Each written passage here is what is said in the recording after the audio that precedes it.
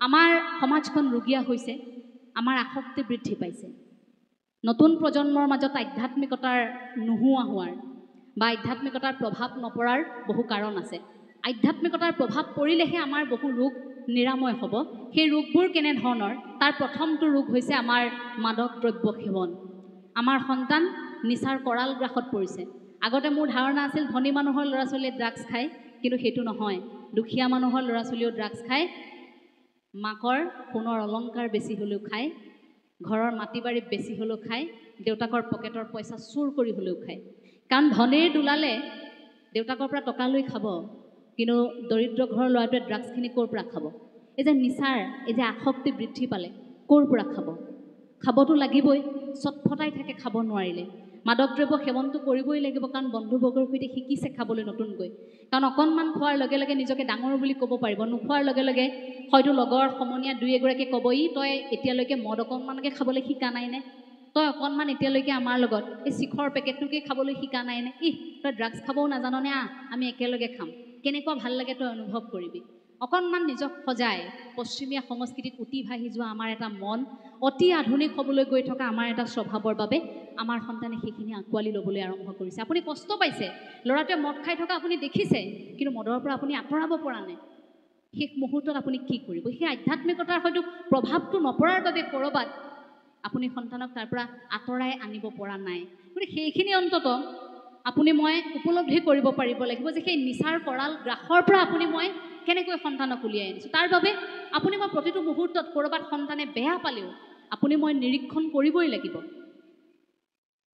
কেৱল এখন বিদ্যালয়ত নামভৰ্তি কৰি দি, দামী এখন বিদ্যালয়ত নামভৰ্তি কৰি দিছোঁ, ইয়াত ইমান টকা দিছোঁ, ইয়াৰ পৰা মানুহ হৈয়ে ওলাব, এইখিনি অভাৱ পূৰণ কৰিছোঁ, তেওঁ এইটো কৰিহে এৰিব, সেইটো ধাৰণাতে যদি আপুনি এৰি দিয়ে, তাৰ পাছত যদি আপুনি কয় যে নৈতিক স্খলন হৈছে আজিকালি ল'ৰা ছোৱালীয়ে এইটো নকৰে, তেতিয়া হয়তো প্ৰথম দুখটো আপোনাৰ ওপৰতে আহিব। ল'ৰা ছোৱালীয়ে যেতিয়া যুৱ উশৃংখলতাৰ কিবা এটা কাম কৰিব, তেতিয়া আপুনি হিয়া ধাকুৰি কান্দিবলগীয়া হ'ব যে ক'ৰবাত মই আধ্যাত্মিকতাৰ জ্ঞানটো যদি অকণমান আগতীয়াকৈ দিলোঁহেঁতেন, তেতিয়া হয়তো মোৰ সন্তান এই দিশেৰে নগ'লহেঁতেন। আৰু আনটো হৈছে শেহতীয়াকৈ আমাৰ মাজত দেখা পোৱা সামাজিক মাধ্যম ব্যৱহাৰৰ এটা আসক্তি, এটা নিচা। লাহে লাহে প্ৰযুক্তিৰ নিয়ন্ত্ৰণ কৰিবলৈ আমি অভিভাৱকসকলে আমাৰ সন্তানক শিকাব পৰা নাই নেকি? বা আমিও, মইতো নিজৰ ক্ষেত্ৰত এই কথাষাৰ ক'ম, ক'ৰবাত আমি নিয়ন্ত্ৰণ কৰিব পৰা নাই। ক'ৰবাত মনটো এনেকুৱা এটা সম্পৰ্ক হৈ গৈছে মোবাইলটোৰ সৈতে, এনেকুৱা এটা সম্পৰ্ক হৈছে কম্পিউটাৰটোৰ সৈতে, এনেকুৱা এটা সম্পৰ্ক হৈছে এই প্ৰযুক্তিৰ সৈতে, যিবোৰ পৰা আমি আঁতৰি থাকিব নোৱাৰোঁ। মোবাইলৰ চাৰ্জ শেষ হ'লে শৰীৰটো দুৰ্বল লগা মানুহো আছে। ফোনটো চাৰ্জ নাই, অথচ নিজৰ এনেকুৱা লাগে যে মোৰে চাৰ্জ শেষ হৈ গ'ল নেকি। আজি টিভিটোৰ ৰিচাৰ্জ নাই, আজি চাবলৈ নাপালে, কিন্তু আইগৰাকীৰ মনটো মৰি যায়, সেমেকি যায়, টিভিটোৰ ৰিচাৰ্জ নাই, মনটো মানুহগৰাকীক দুবাৰ তিনিবাৰ কৈ থাকে। এনেকুৱা হয়, নাচালেই থাকিব নোৱাৰোঁ চিৰিয়েলখন, ইছৰাম এইটো খণ্ড গুচি গ'ল, কি হ'ব কাইলৈ, লগে লগে ইউটিউবত হ'লেও চাই দিব সেইটো খণ্ড, বোলে থাকি গ'ল, কি হ'ল। তাৰণাটো সেইখিনি সময়ত আমাৰ এটা সম্পৰ্ক, কাৰণ সময় সেইটো আমাক তেনেকৈয়ে হয়তো আমাক সেই আচৰণবোৰ কৰিবলৈ ক'ৰবাত বাধ্য কৰালে নেকি। সেইবাবে আমাৰ এনেকুৱা লাগে এটা খণ্ড নাচালে পৃথিৱী লুটি খাই যাব। এতিয়া সেইখিনি মুহূৰ্তত চাবই লাগিব, ৰীলটো বনাবই লাগিব, ভিডিঅ'টো দিবই লাগিব, চেলফিখন উঠিবই লাগিব, এইখিনি সময়ত এইটো কাম কৰিবই লাগিব, মোবাইলটো লাগিবই এইখিনি মুহূৰ্তত, নহ'লেই নহ'ব। ইয়াৰ লগত সম্পৰ্কটো এনেকুৱা হৈ গ'ল, এতিয়া আঁতৰাই দিয়াৰ লগে লগে এটা মানুহ আঁতৰি গ'লে আমি ইমান কষ্ট নাপাওঁ। ল'ৰাৰ পৰা এদিন মোবাইলটো আঁতৰাই ৰাখিবচোন, যিমান কষ্ট পায়, যে মা অকণমান চাম, দিয়া বুলি আপোনাক বিচাৰি থাকিব। সেইটো ক'ৰবাত আপোনাৰ পৰাই শিকিছে নেকি বা মোৰ পৰাই শিকিছে নেকি? আমি সেইটো লক্ষ্য কৰিব লাগিব। আধ্যাত্মিকতাৰ জ্ঞান দিবলৈ যোৱাৰ আগতে বা আধ্যাত্মিকতাৰ কথাবোৰ ক'বলৈ যাওঁতে আমি এইখিনিও নিজক প্ৰশ্ন কৰি চোৱাৰ সময় নহয়নে, যে আপুনি মই প্ৰযুক্তিৰ নিয়ন্ত্ৰণ কেনেকৈ কৰিছোঁ, তাক কিমান সময়ৰ পৰা কিমান সময়লৈ ব্যৱহাৰ কৰিবলৈ দিছোঁ, আৰু ইয়াৰ দ্বাৰা আপোনাৰ সন্তানৰ কি ক্ষতি হৈছে, ক'ৰবাত চাইবাৰ ক্ৰাইমৰ বলি হৈছে নেকি আপোনাৰ সন্তান, সেইখিনি চোৱাটো আপোনাৰে এটা প্ৰধান কৰ্তব্য। সন্তানক হাতত মোবাইলটো দিয়াৰ পাছত সেইটো চোৱাটো আপোনাৰ বাবে আটাইতকৈ ডাঙৰ এটা মই কৰ্তব্য বুলি ভাবোঁ, যে সেইটো মুহূৰ্তত আপুনি নিৰীক্ষণ অন্তত কৰি থাকিব লাগিব। প্ৰযুক্তিৰ নিয়ন্ত্ৰণটো আজিৰ সময়ত আমাৰ বাবে আটাইতকৈ এটা প্ৰয়োজনীয় কথা বুলি ভাবোঁ, যে ক'ৰবাত সেইখিনিয়ে আমাক গ্ৰাস কৰি নেপেলাওক বিশ্বায়নৰ এই সময়খিনিত। কাৰণ আমি মানুহ নহয় জানো, আমি সমাজত থাকোঁ, সম্পৰ্ক আমাক লাগে, শ্ৰদ্ধা ভক্তি দয়া মৰম এইবোৰৰ মাজত আমি জীয়াই থকা মানুহ। তাৰ মাজত যদি প্ৰযুক্তি আহি আপোনাক মোক যন্ত্ৰ কৰি দিয়ে, সন্তান যন্ত্ৰ হৈ যায়, আপুনি মই এটা সময়ত সেই যন্ত্ৰতে বিলীন হৈ যাম, তেনেকৈ শেষ হৈ যাম। তাৰ পাছত আৰু হিয়াধুনি কান্দি থাকিলেও আমি মানুহ হ'ব নোৱাৰিম গতিকে মানুহ হোৱাৰ আখৰাটোহে আমাৰ প্ৰথম আৰু তাতেই লাগে আমাক আধ্যাত্মিকতা অভিভাৱকসকললৈ আমাৰ কেইটামান পোনপটীয়া অনুৰোধ পৰামৰ্শ নহয় কাৰণ মই এগৰাকী মা নহয় মই এটি সন্তানহে মোৰ মায়ে যিখিনি হয়তো কৰিছিল সেইখিনিকে অকণমান আপোনালোকক কওঁ যে এয়া পৰামৰ্শ দিব পৰা আমাৰ কেতিয়াও সাহস হোৱা নাই সেইখিনি একেবাৰে মৰ সাহ হ'ব নিজে এগৰাকী মাতৃ নোহোৱাকৈ আন মাতৃক বা পিতৃক আমি পৰামৰ্শ দিব নোৱাৰোঁ তথাপিও মনৰ পৰা কেতিয়াবা অনুভৱ হয় যে শিশুৱে এইখিনি ক্ষেত্ৰত অকণমান কষ্ট পায় নেকি তাৰ মোৰ প্ৰথমটো অনুৰোধ আপোনালোকে শিশুক কেতিয়াও সহজে দাবী পূৰণ নকৰিব সহজে দাবী এইবাবেই পূৰণ নকৰিব যদি সহজে দাবীটো পূৰণ কৰে তেন্তে সেই বস্তুটোৰ মূল্য আপোনাৰ সন্তানে ক'ৰবাত বুজি নাপায় আজি যদি বিচাৰিছে অপৰিণত বয়সত আপোনাৰ সন্তানে এখন বাইক দুচকীয়া বাহন এখন বিচাৰিছে আপুনি সেইখন পোনচাৰে তেওঁক পিছদিনা কিনি আনি নিদিব ল'ৰাই সেইখন নোপোৱালৈকে উৎপাত কৰিব ভাত নোখোৱাকৈ থাকিব কলেজলৈ নাযাওঁ বুলি ক'ব কিন্তু বয়স হৈছে মাত্ৰ 15 বছৰ গতিকে সেইখিনি সময়ত ল'ৰাই বিচাৰিল বুলি আপুনি যদি বাইকখন দি দিয়ে সেই বাইকখন লৈ দ্ৰুত বেগত চলাই তেওঁ নিজেতো স্বৰ্গলৈ যাবই পিছত বহায়ো এজনক স্বৰ্গলৈ নিব আৰু ৰাস্তাত খোজকাঢ়ি থকা এজনকো লৈ যাব তাৰ পাছত আপুনি টিভিটো চাই কান্দি থাকিব যে মই বাইকখন কিনি দিয়ে কাল হ'ল কিনি দিয়াৰ আগতেই আপুনি সেইটো উপলব্ধি কৰক সেইটো সৰু প্ৰয়োজন হ'ব পাৰে আজি যদি বিচাৰিছে আজিয়েই দি নিদিব অকণমান সময় দিয়ক যাতে এই বস্তুটোৰ মূল্য কেনেকুৱা সেইটো অনুভৱ কৰক যদি প্ৰত্যেক সন্তানে ভাবে যে মই নিজৰ টকাৰে মই উপাৰ্জন কৰিম মই সফল হ'ম তাৰ পাছত মোৰ টকাৰে মই এখন বাহন কিনিম মোৰ টকাৰে মই এই বস্তুটো ক্ৰয় কৰিম সেই সন্তানে সেই বাহনখন দেউতাকে কিনি দিয়া বাইকখন যিমান জোৰত চলাব মই লিখি দিব পাৰিম সেই ল'ৰাজনে নিজে কিনা বাইকখন ইমান জোৰত চলাব নোৱাৰে বৰ মৰমত চলায় যিসকল ল'ৰাই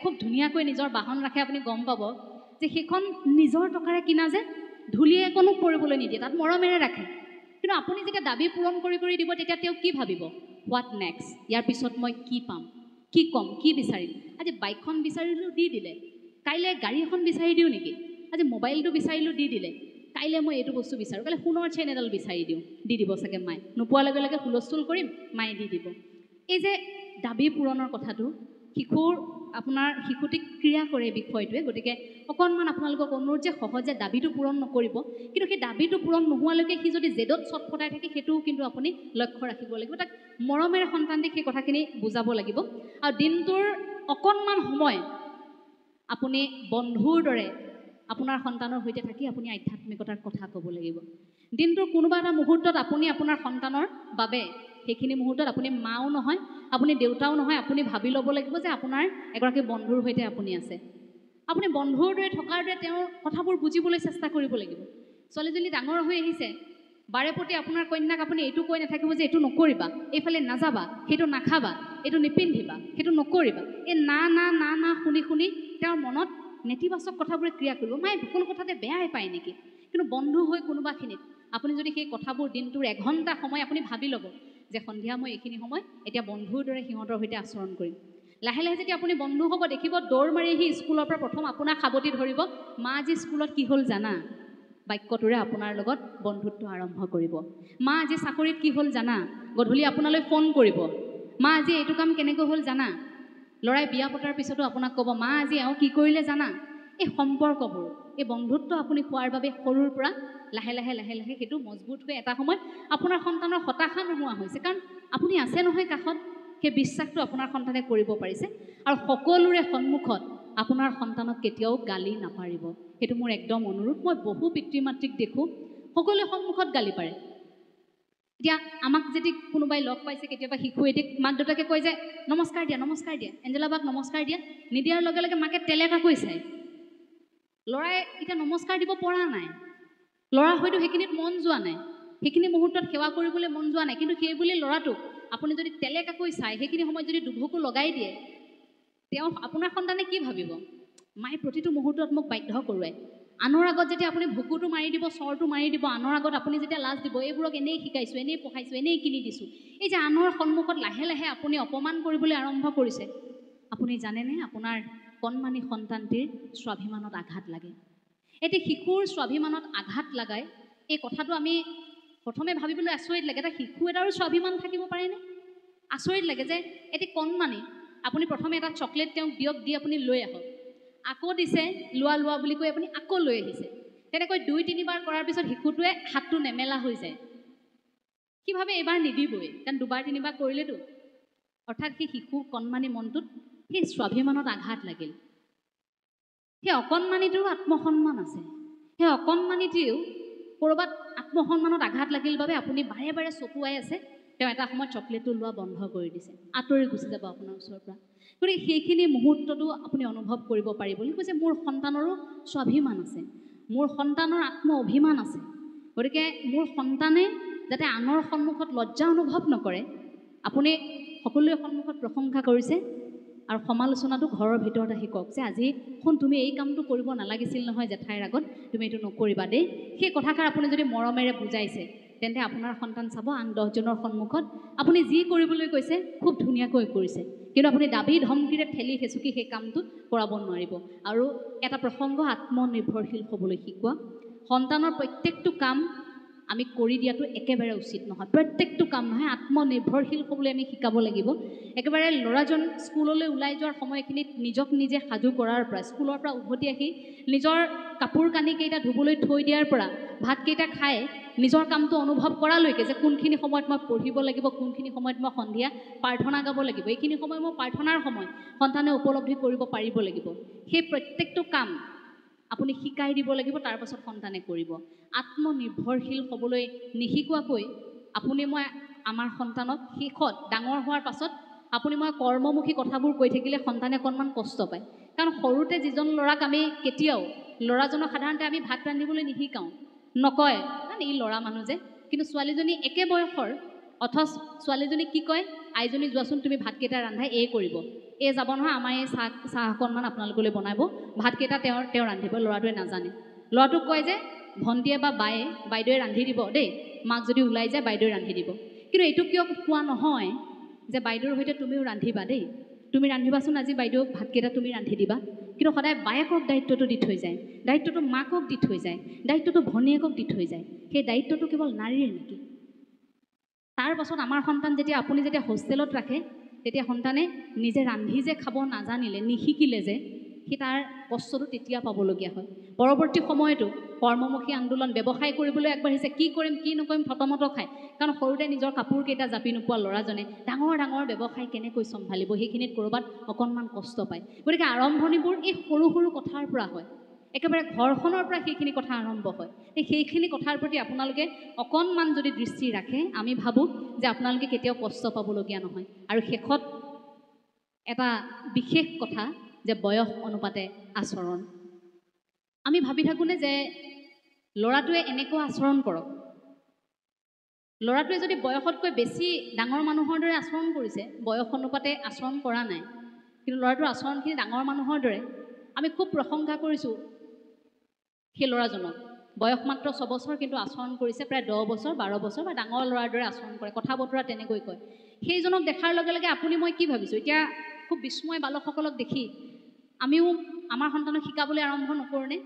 এইটো প্ৰতিযোগিতাৰ বাবে যে মোৰ ল'ৰাই 4 বছৰ বয়সতে এইখিনি ক'ব পৰা হ'ল, সেইবুলি জোৰ কৰি শিকাইছোঁ ঘৰত। সন্তানে কিন্তু বুজি পোৱা নাই, আমি জোৰ কৰি শিকাইছোঁ। ল'ৰাটোৱে দৌৰ মাৰি গৈ আপোনাৰ ঘৰখনত খেলি থকা মেকুৰী পোৱালিটো নেজডালত ধৰি সিফালে দলিয়াই দিছে, এইফালে বস্তু এটা পেলাইছে, সেইফালে গৰু পোৱালিটোৰ কাষতে ঢপলিয়াই ফুৰিছে, এইফালে চিঞৰিছে, সেইফালে হুলস্থুল কৰিছে, ল'ৰামতীয়া শিশু সুলভ যিটো স্বভাৱ সেইবোৰ কৰিছে। কিন্তু আপুনি কি কৰে, আচাৰিডাল লৈ, এইটোনো ক'ৰ পৰা জন্ম হ'ল, আমাৰ বংশত নাই ইমান উৎপতীয়া ল'ৰা, এইটো ক'ৰ পৰা আহিল বুলি 2 চাট লগাই দিয়েনে বাৰু? হাঁহিছে আইসকলে, এইটো দিয়েই। মানে এনেকুৱা হয় সেইখিনি সময়ত যে এনেকুৱা কিয় আচৰণ কৰিছে। আমি এইটো অনুভৱ নকৰোঁ যে তেওঁৰ সেইটো শিশু অৱস্থা, শিশু এটাই যদি সেইখিনি নকৰে, মই ডাঙৰ এজনীয়ে গৈ সেইখিনি কৰি থাকিলে হ'ব নেকি? আকৌ ডাঙৰে কৰিলেও আপুনি মই কি ভাবিম, অকণমান বিকৃতি হৈছে মানসিক, সেইবুলি ভাবিমনে? ডাঙৰে কৰিলেও বেয়া পাওঁ, আকৌ সৰুৱে কৰিলেও কি কয় ই অলপ ইমান উৎপত্তি আমাৰ বংশত নাই। সেই বয়স অনুপাতে আচৰণটো আমি কেতিয়া শিকিম? আপোনাৰ সন্তানে যি বয়স, সেই বয়স অনুপাতে আচৰণ কৰিবলৈ শিকক, কোনো আপত্তি আপুনি নকৰিব। নিৰ্দিষ্ট সময়ত তেওঁ নিজে নিজে ডাঙৰ হ'ব, নিৰ্দিষ্ট সময়ত আচৰণ ঠিকেই কৰিব। জোৰ কৰি আপুনি ভাগৱত শাস্ত্ৰভাগী শুনিবলৈ আনিব নালাগে নহয়। জোৰ কৰি আপুনি নামঘৰলৈ আনিব নালাগে, জোৰ কৰি আপুনি মন্দিৰলৈ নিব নালাগে, জোৰ কৰি আপুনি কৃষ্ণ কথা শুনাব নালাগে। কিন্তু মনটোত নিজে নিজে আপুনি কৰি থাকিব, মাত্ৰ আপোনাক অনুকৰণ কৰিব, আপুনি অধ্যয়ন কৰিব, সন্তানে আপোনাক চাই অধ্যয়ন কৰিব। আপুনি সামাজিক মাধ্যম আপোনাৰ আসক্তি হৈছে, আপুনি সেই আসক্তি দূৰ কৰিছে, সন্তানো তাৰ পৰা আঁতৰিছে। আপুনি যি আচৰণ কৰে সন্তানে আপোনাক চাই চাই সেই আচৰণ কৰিছে। গতিকে সেইখিনি মুহূৰ্তত আমি ভাবোঁ যে সন্তানে আপোনাক চাই চাই সেই কথাখিনি উপলব্ধি কৰিব। গতিকে বয়স অনুপাতে আচৰণটো আমি হজম কৰিবলৈ শিকিব লাগিব। যদি 10 বছৰ বয়সত আপুনি ভাবে যে 15 বছৰ ল'ৰাটোৰ দৰে আচৰণ কৰক, 15 বছৰ বয়সত কি কৰিব? 15 বছৰ বয়সত 20 বছৰ আচৰণটো কৰিব, 20 বছৰ বয়সত কি কৰিব? 30 বছৰ ব্যক্তিৰ দৰে আচৰণ কৰিব। এটা বয়স অনুপাতে আচৰণ নকৰি যদি বয়সতকৈ বেছি ডাঙৰ আচৰণ যদি কৰিবলৈ আৰম্ভ কৰিলে, তেতিয়া সোনকালে বৃদ্ধকালটো নমাই আনিল নে নানিল বাৰু? শিশু অৱস্থাটোতো তেওঁ উপভোগ কৰিবলৈ নাপালে, অনুভৱ কৰিবলৈ নাপালে। সেইটো আপোনাৰ মোৰ পৰা ক'ৰবাত শিকা নাই জানো?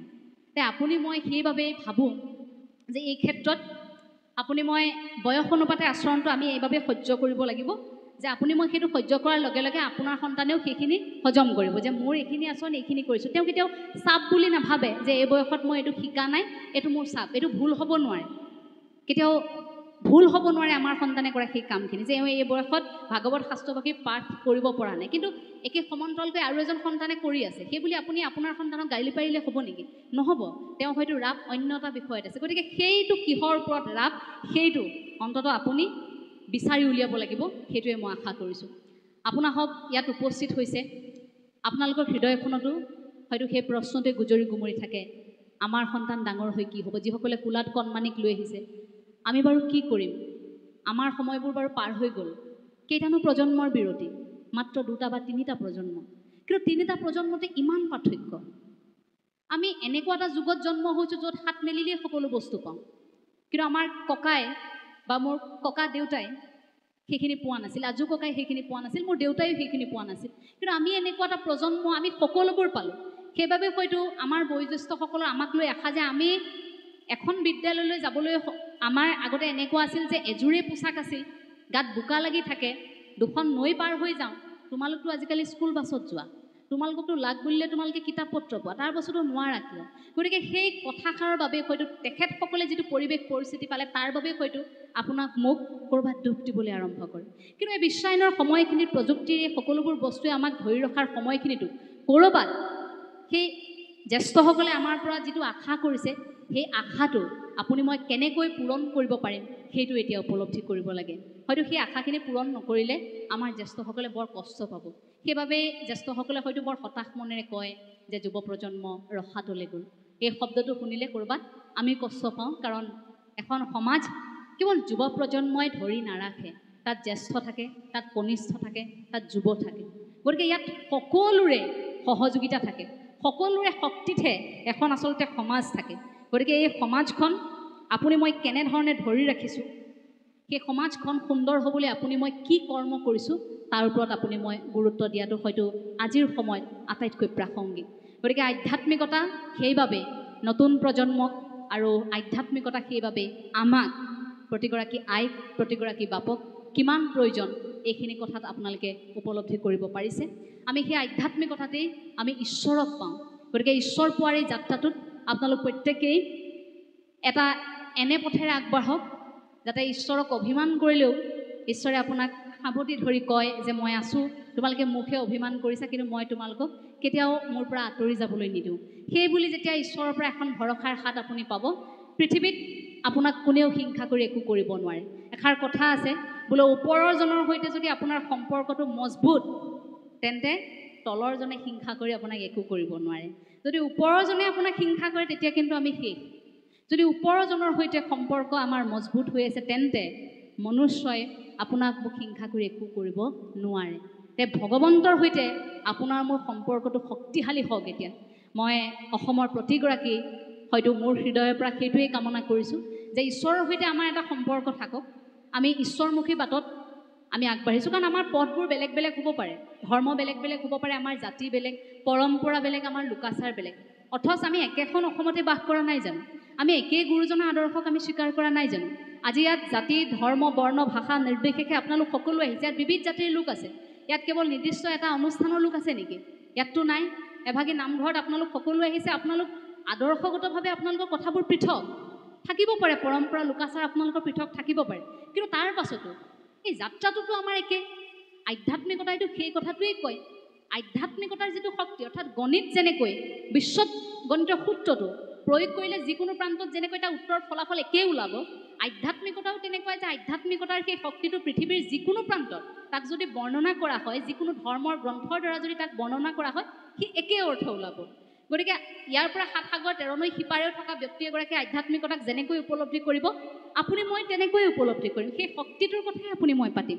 কিন্তু আমি এটা ধৰ্ম, অৰ্থাৎ এটা দৰ্শন, এনেকুৱা এটা দৰ্শনৰ মাজত আছোঁ য'ত কিছু নীতি নিয়ম থাকে। সেই নীতি নিয়মখিনি আপোনাৰ মোৰ পৃথকতা থাকিব পাৰে, কিন্তু আপোনাৰ মোৰ পৃথকতা থাকিলেও মই আশা কৰিম, যেনেধৰণে APJ আব্দুল কালাম দেৱে কৈছিল যে আমাৰ মনবোৰ সদায় এক হৈ থাকক, মতৰ অমিল হওক, কোনো কথা নাই। মত মিলিবই লাগিব বুলি কোনো কথা নাই, মত অমিল হ'ব পাৰে, কাৰণ মতবোৰ অমিল হ'বই লাগিব। মানুহ হিচাপে আমাৰ চাৰিত্ৰিক বৈশিষ্ট্য আছে, কিন্তু আপোনাৰ মোৰ মনটো যদি এক হৈ থাকে, তেন্তে আমাৰ অসমীয়াৰ যিটো শকতি, সেইটো কিন্তু কোনেও শেষ কৰিব নোৱাৰে। মই ভাবোঁ সেই শকতিটো যুগ যুগান্তৰলৈ এইবাবেই জীয়াই থাকিব লাগিব। সেই শকতিটো থাকিলেহে কিন্তু অসমীয়া জাতিটো থাকিব, সেই শকতিটো থাকিলেহে কিন্তু গুৰুজনাৰ আদৰ্শটো থাকিব। সেইটো দায়িত্ব কেৱল এগৰাকী বক্তাৰ, এগৰাকী নৃত্যশিল্পীৰ, এগৰাকী বায়নৰ। এই অনুষ্ঠানভাগী আয়োজন কৰিছে খুব সুন্দৰকৈ, একেবাৰে দায়িত্বত আছে গোবিন্দ ফুকন ডাঙৰীয়া। গতিকে এজন ব্যক্তিয়ে এওঁলোকে আয়োজক সমিতিৰে কেৱল দায়িত্ব নহয়, অমৃত ৰস কেৱল তেখেতসকলে পান কৰিছে নেকি আয়োজন কৰি? তেখেতসকলেতো কৰা নাই, আপোনালোকক সকলোৰে বাবে বিলাই দিয়াৰ এটা প্ৰক্ৰিয়া। গতিকে এই কথাখিনি আপুনি মই নিজক বিচৰাৰ যিটো প্ৰক্ৰিয়া, সেইটোক আজি উপলব্ধি কৰিলোঁ ইয়াত এনেকৈ। আপোনাসৱৰ শীৰ্ষণত মই সেৱা জনাইছোঁ। সময় যথেষ্ট হৈছে, কাৰণ ইয়াৰ পৰা মই আকৌ গুৱাহাটীলৈ উভতি যাব লাগিব। গতিকে আজি আপোনালোকৰ এই পবিত্ৰ অনুষ্ঠানটিত অংশ লৈ যথেষ্ট সুখ অনুভৱ কৰিছোঁ।